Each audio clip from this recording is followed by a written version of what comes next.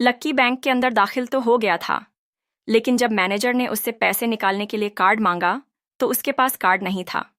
उसकी फटे हालत देखकर पहले ही मैनेजर को गुस्सा आ रहा था और उसमें लक्की ने यह डिमांड रख दी थी कि वो फिंगरप्रिंट से पैसे निकलवाना चाहता था। लेकिन पानी तब सर के ऊपर से निकल गया जब उंगली मैच नहीं हुई। मैनेजर ने फोन निकाला और पुलिस को फोन लगाने लगा। अरे अरे, ये क्या कर रहे हो? देखिए सर, मेरी बात सुनिए। मैं कोई क्रिमिनल नहीं हूं। हो सकता है मैंने गलत उंगली लगा दी हो। बस अब मेरे को एक लास्ट बार फिंगरप्रिंट लगाने दो प्लीज, लक्की ने उसके सामने हाथ जोड़ते हुए कहा। देख, ये उंगली भी अगर नहीं लगी ना तो फिर ये मत कहना कि मैं अगली उंगली भी ट्राई करके देखता हूं। बार बार ऐसा नहीं चलने वाला है। अगर ये वाली काम नहीं की तो मैं सीधा पुलिस को फोन करने वाला हूं। अभी मैनेजर ने लक्की को धमकाते हुए कहा। उसने अपने एक हाथ में मशीन और दूसरे हाथ में मोबाइल फोन पकड़ा हुआ था। उसने अपनी स्क्रीन पर पुलिस का नंबर खोल रखा था और उसका अंगूठा हरे बटन पर ही टिका हुआ था। इधर लक्की ने अपने सीधे हाथ की उंगली को अपने पैंट से साफ किया और भगवान का नाम लेकर उसे उस मशीन पर लगा दिया। जैसे ही उसकी उंगली उस मशीन पर पड़ी, अब की बार फिर मशीन से एक आवाज आई और वो चमक कर हरी हो उठी। तभी मैनेजर के मोबाइल पर एक मैसेज आया। मैनेजर ने उस मैसेज को पढ़ना शुरू किया। वेरिफिकेशन सक्सेसफुल, खाता नाम लक्ष्मणलाल अग्रवाल, खाता नंबर 01104। जैसे ही मैनेजर ने इस मैसेज को देखा, उसकी आंखें फटी की फटी रह गई थीं। उस मशीन पर चमकती लाइट को देखते हुए लक्की की आंखें भी चमक आई थीं। लक्की उस हरी बत्ती को देखते ही झूम उठा था और फिर उसने मैनेजर को घूर कर देखा। उसके दिमाग में वो सारी बातें चल रही थीं जो मैनेजर उसे अभी थोड़ी देर पहले सुना रहा था। इधर मैनेजर ने उसके आगे हाथ जोड़े और खिसियाकर हंसते हुए कहा, लक्ष्मण सर, प्लीज मुझे माफ कर देना सर। मैं इस ब्रांच में नया नया आया हूं और इसलिए मुझे मालूम नहीं था कि आप कौन हो। मैं इस ब्रांच का कस्टमर मैनेजर शशिकांत वर्मा हूं। प्लीज आगे भी मेरा ध्यान रखना सर, प्लीज। Sorry sir. हाँ, ठीक है, तुम मुझे ये बताओ कि मेरे खाते में कितने पैसे रखे हुए हैं, लक्की ने कहा और वो अब सोफे पर बैठ गया। मैनेजर उसके सामने ही खड़ा हुआ था और उसके खाते की जानकारी अपने फोन पर ही निकाल रहा था। उसने अपने फोन पर इधर उधर कुछ उंगलियां चलाईं और बोला, हो गया सर, आपके खाते में इस वक्त 90,80,70,650 रुपये रखे हुए हैं सर। शशिकांत के खुद के होश इतनी बड़ी रकम को देखने के बाद उड़ गए थे। उसे विश्वास नहीं हो रहा था कि इस आदमी के खाते में इतना पैसा भी हो सकता था। लक्की की शक्ल देखकर तो यही लग रहा था कि उसकी उम्र 20 से 22 साल से ज्यादा नहीं थी। ऐसे में अगर उसके खाते में इतना सारा पैसा रखा हुआ था तो ये वाकई बहुत बड़ी बात थी। शशिकांत अपने मन में ये सोच रहा था कि दुनिया के 99% लोग ही अपनी पूरी जिंदगी काम करने के बाद भी इतना पैसा नहीं कमा सकते थे जितना कि लक्की के खाते में इतनी छोटी सी उम्र में रखा हुआ था। लेकिन लक्की ने इधर जब उसके फोन में अपने खाते पर पड़ी हुई जानकारी को देखा तो उसे कुछ अजीब सा लगा। उसे लग रहा था कि उसे तुरंत इतने पैसों के हिसाब से अब अपनी जिंदगी को ढालने की कोशिश करनी शुरू कर देनी चाहिए, वरना उसके साथ वही होने वाला था जो आज बैंक में उसके साथ हुआ था। अरे अरे सर, खाते में पैसे के अलावा और भी चीजें हैं जो मैं आपको बताना चाहता हूं सर। मैनेजर ने फिर से अपनी फोन पर उंगलियां फिराई और बोला, सर, एक तो आपके खाते में एक फर्रारी जुड़ी हुई दिखा रहा है सर।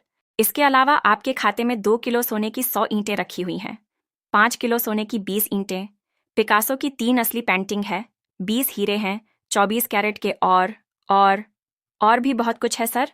मैनेजर ने हाँफते हुए और अपने पसीने साफ करते हुए कहा। इतना सारा धन देखने के बाद जो शशिकांत की आंखें तो बाहर ही निकल आई थीं। उसने कभी लक्की जितना अमीर आदमी अपनी जिंदगी में नहीं देखा था, जितना पैसा और सोना और जायदाद उसके पास था। उसका 10% भी इस ब्रांच में किसी और के पास नहीं था। ठीक है, चलो मुझे एक कार्ड दे दो तुम, लक्की ने अपने दोनों हाथों को अपने सिर के पीछे रखते हुए कहा। जी सर, मैं अभी आपके लिए एक नया कार्ड बनवा देता हूं सर। मुझे बस 10 मिनट दीजिए सर, बस 10 मिनट, शशिकांत ने कहा और फिर लक्की के सामने ही निकल गया। जितनी देर में लक्की ने अपने फोन पर फिर से उस मैसेज को खोलकर देखा, उतनी ही देर में मैनेजर उसके लिए एक चमकता हुआ सुप्रीम कार्ड लेकर उसके सामने आ गया था। लेकिन उस कार्ड को देखने के बाद ना जाने क्यों मैनेजर को ऐसा लग रहा था कि ये कार्ड लक्की की संपत्ति के आगे कुछ भी नहीं था। फिर भी मैनेजर इसमें कुछ नहीं कर सकता था क्योंकि वो जानता था कि उसके पास इस ब्रांच में इससे बड़ा और कोई कार्ड नहीं था। इसलिए फिलहाल वो लक्की को यही दे सकता था। उसने उस कार्ड पर लक्की का पूरा नाम लक्ष्मण लाल अग्रवाल गुदवा दिया था। लीजिए सर आपका कार्ड, पासवर्ड वगैरह सर आपको ईमेल पे मिल जाएगा, शशिकांत ने मुस्कुराते हुए कहा और वो लक्की के सामने हाथ बांधकर खड़ा हो गया।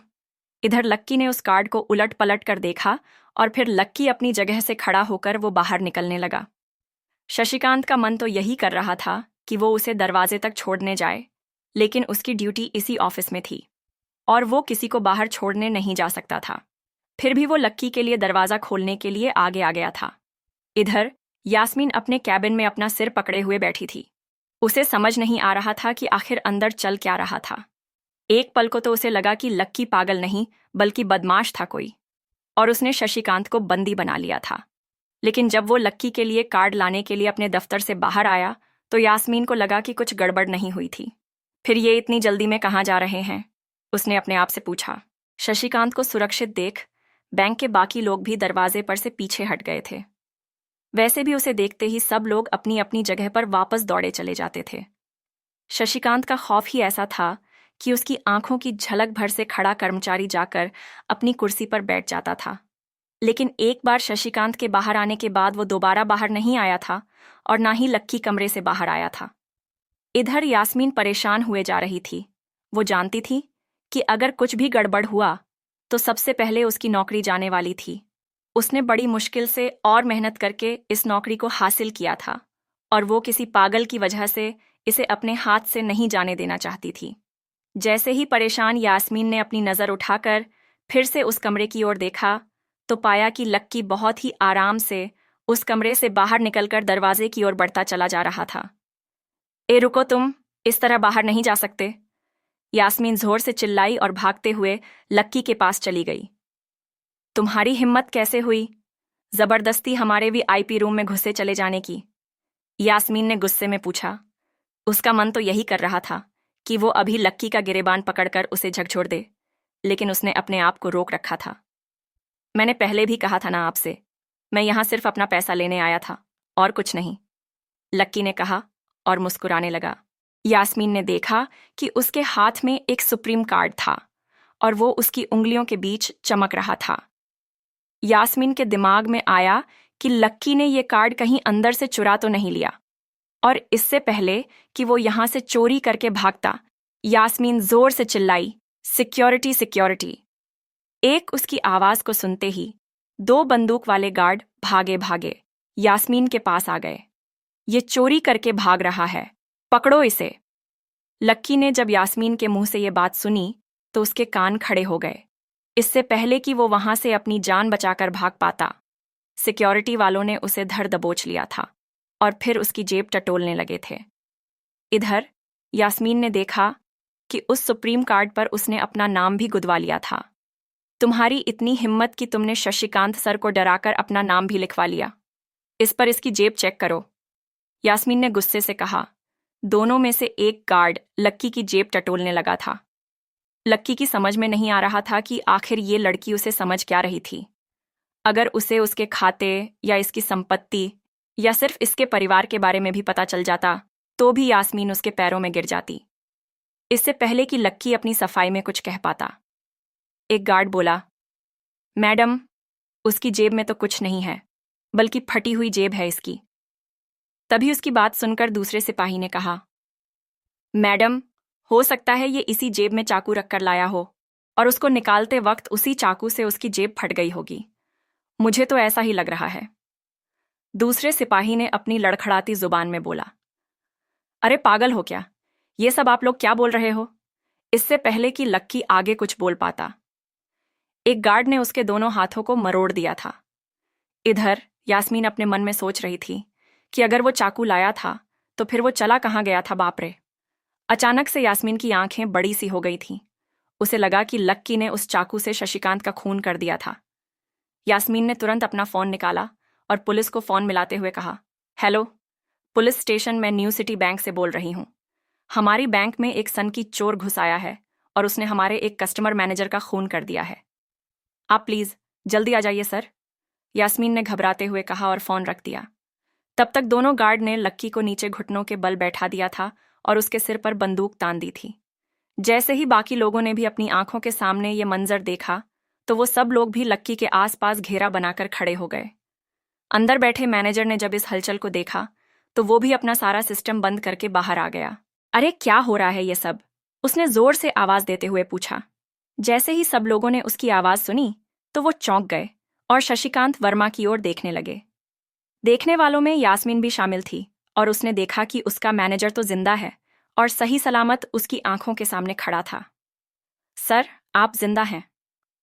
यास्मीन ने खुशी और आश्चर्य भरे भाव के साथ शशिकांत की ओर देखते हुए कहा, लेकिन अगले ही पल उसकी खुशी की जगह दुख ने ले ली थी। उसे एहसास हो रहा था कि आखिर उसने कितनी बड़ी गलती कर दी थी। यास्मीन ने अपनी ही जुबान काट ली थी और उसके जले पर नमक छिड़का। शशिकांत ने उसने कहा, मैं क्यों इतनी जल्दी मरने लगा और तुमने ये सब क्या तमाशा लगा रखा है? उसने कहा और फिर उस भीड़ की ओर बढ़ने लगा। जैसे ही वो आगे आया उसने देखा कि उन लोगों ने लक्की को गन पॉइंट पर बैठा रखा है। अरे किसने किया ये? शशिकांत तुरंत लक्की की ओर दौड़ा और उसने उसके पास खड़े दोनों गार्ड्स को हटा दिया। फिर लक्की को उठाने के लिए उसने अपना हाथ उसकी ओर बढ़ा दिया और बोला, sir, I am really sorry sir. इस बेवकूफ़ी के लिए मैं आपसे माफ़ी मांगता हूँ sir. I am really sorry sir. Shashikant उसके पैरों में ही गिरने को हो गया था। लक्की उसका हाथ पकड़कर खड़ा हुआ और फिर यास्मीन की ओर घूरने लगा। आप पूछ रहे थे ना, ये किसने किया ये? और इसने सिर्फ इतना ही नहीं किया बल्कि इसने पुलिस को भी बुला लिया है। इसे लग रहा है कि मैं कोई क्रिमिनल हूं जिसने आपका खून कर दिया है और आपसे ये कार्ड चुराकर भाग रहा हूं। ये कार्ड जो आपने मुझे दिया है। लक्की ने यास्मीन की ओर उंगली दिखाते हुए गुस्से में कहा। अचानक ही सब लोग थोड़ा पीछे हटकर यास्मीन को देखने लगे थे। यास्मीन घबराई हुई थी। वो कभी फर्श पर तो कभी छत को देखे जा रही थी। यास्मीन, जो मैं सुन रहा हूं क्या वो सच है? शशिकांत ने यास्मीन को घूरते हुए गुस्से में पूछा। उसकी आंखों में छुपे गुस्से को यास्मीन बर्दाश्त नहीं कर पा रही थी, इसलिए उसकी ना तो लक्की से और ना ही शशिकांत से नजर मिलाने की हिम्मत हो रही थी। फिर भी वो जानती थी कि उसका चुप रहना इस वक्त उसके लिए बहुत खतरनाक हो सकता था, इसलिए उसने कहा, सर, जी सर, मेरी गलती है सर, ये मेरी बहुत बड़ी मिसअंडरस्टैंडिंग है सर। मुझे लगा कि ये ज़बरदस्ती अंदर घुस आया है और इसने आपके ऊपर हमला करके आपसे ज़बरदस्ती ये कार्ड बनवा लिया है और फिर आपको मार दिया है सर। यास्मीन ने घबराते हुए कहा। उसकी डरी सहमी सी आंखों में अब आंसू ही आ गए थे। मैनेजर ने जब उसकी ये बात सुनी तो उसने अपना सिर पकड़ लिया। यास्मीन जैसी समझदार लड़की इतनी बड़ी भूल कैसे कर सकती थी? उसने लक्की को पहचाना ही नहीं था। खैर, मैनेजर को लगा कि इसमें उसकी कोई गलती नहीं थी। जब वो खुद लक्की को नहीं पहचान पाया था तो फिर यास्मीन कैसे पहचान पाती? इसलिए उसने सोचा कि सबके सामने उससे कुछ कहने से अच्छा था कि वो यास्मीन को एक कोने में ले जाकर लक्की की सच्चाई बताए।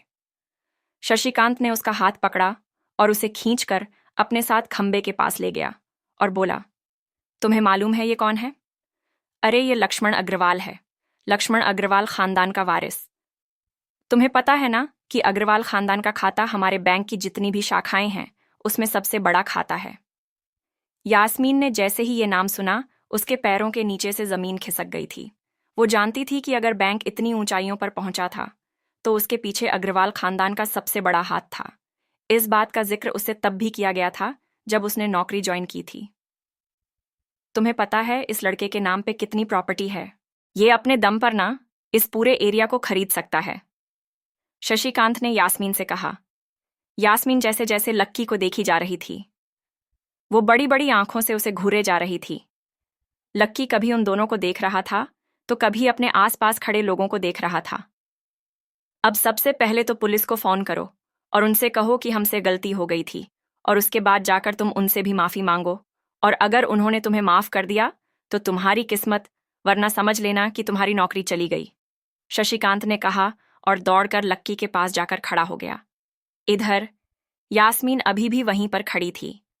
अभी अभी जो शशिकांत उसे बताकर गया था उसे यास्मीन पचा नहीं पा रही थी। उसे लग रहा था कि उसमें उसकी कोई गलती नहीं थी, लेकिन कोई उसकी सुनने वाला नहीं था।